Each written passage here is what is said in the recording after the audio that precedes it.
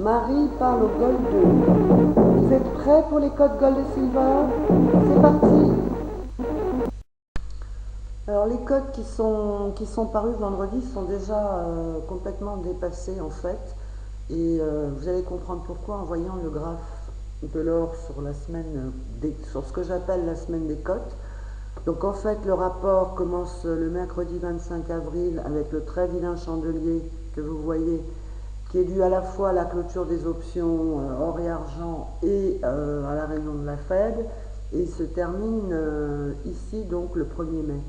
Vous voyez qu'en fait sur la semaine des cotes, l'or a monté, mais depuis en fait on a eu 3 séances de baisse importantes, donc tout ça est un petit peu gênant pour l'interprétation des cotes, mais on va quand même essayer de dire des choses intéressantes.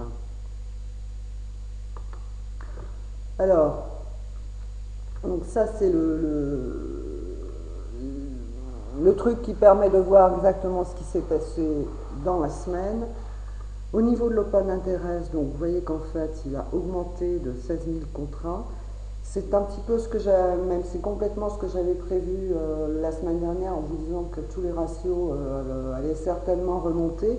Effectivement, c'est ce qui se passe. On a en fait un retour des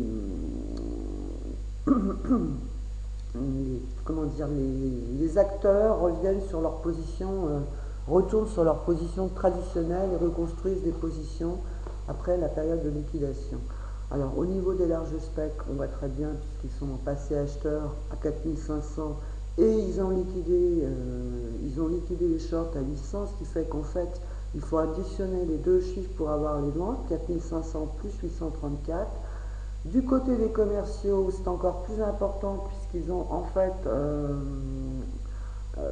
shorté 15 000 contrats de plus et ils ont acheté, donc ils ont shorté, donc ils ont vendu et ils ont acheté 4500, donc en fait en vente nette c'est 15 000 moins 4 000. Du côté des small, eux, ils ont complètement acheté, puisqu'ils ont acheté 3136 longs et ils ont liquidé 2200, donc il faut additionner, c'est 3000 plus 2000. Donc voilà pour ce rapport de la semaine. Ah oui, si, un petit point que j'ai oublié, c'est les spreads dont on avait parlé la semaine dernière. Ici, vous voyez qu'en fait, ça a augmenté pas mal, 4200.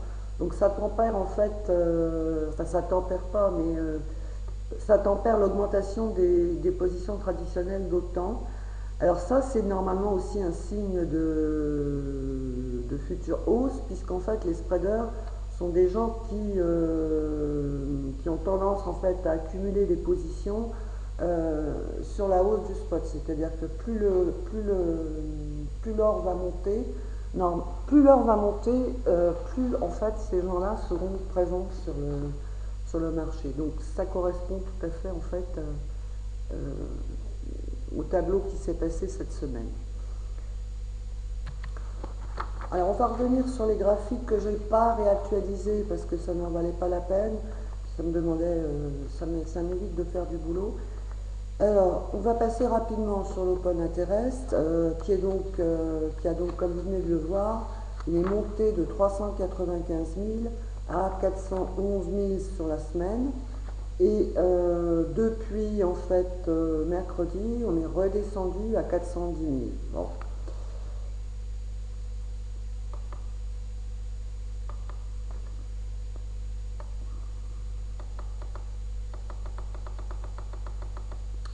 Au niveau des spreads, comme vous l'avez vu tout à l'heure, les spreads ont pas mal augmenté, effectivement.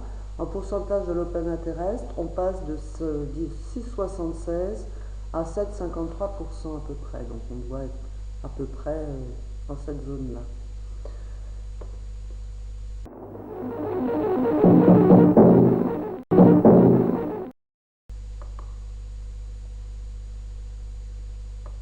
Alors, au niveau des nettes positions, donc comme je vous ai dit tout à l'heure, elles ont toutes augmenté. Pour le net long, on était à 134 994 et on monte à 140 393. Donc c'est pas du tout. Enfin, c'est ce que j'anticipais, mais on n'a pas tellement été retoucher ces points bas là précédents. Et, bon, ça m'ennuie un petit peu. Et on va voir ça avec, tout à l'heure avec les ratios. C'est pas très solide à mon avis. Pour les commerciaux, on a également renforcé le nombre de shorts qui passe de 167 000 à 178 000. Donc vous voyez, la courbe descend. Et c'est pareil, hein, on n'a pas retapé au niveau de ces trois tops.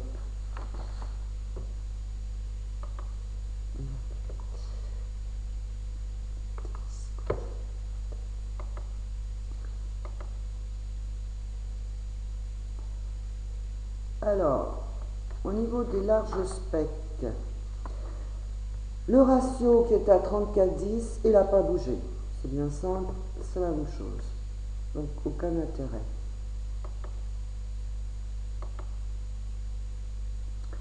Au niveau des commerciaux, notre ratio a monté de 42,3 à 43,2. Alors je vous disais la semaine dernière que j'aurais aimé qu'on descende là. Vous voyez, non seulement on n'est pas du tout on n'y est pas descendu, mais on a monté, ce qui fait que ce rebond de la semaine effectivement ne semble pas trop viable. Le ratio short long, lui, c'est pareil, évidemment, il est remonté de 2,12 à 2,15 sans atteindre ni ce point-là, ni même ce point-là, donc décevant.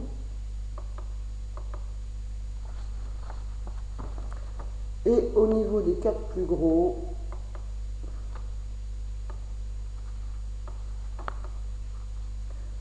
eux aussi, ils ont rajouté à leur position, puisqu'on est passé en fait de 107 000 à 113 000. Donc ils ont rajouté des shorts cette semaine.